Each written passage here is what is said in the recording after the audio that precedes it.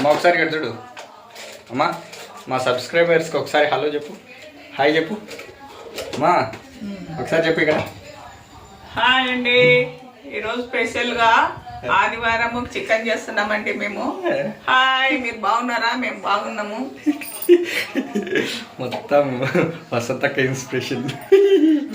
మేము ఈరోజు చికెన్ చేస్తున్నామండి. చికెన్ చేస్తున్నాము. చికెన్లో నూనె పోస్తున్నాము. ముందుగా నూనె పోస్తున్నా, 2 స్పూన్లు వేస్తున్నా. 2 స్పూన్లు వేస్తున్నది.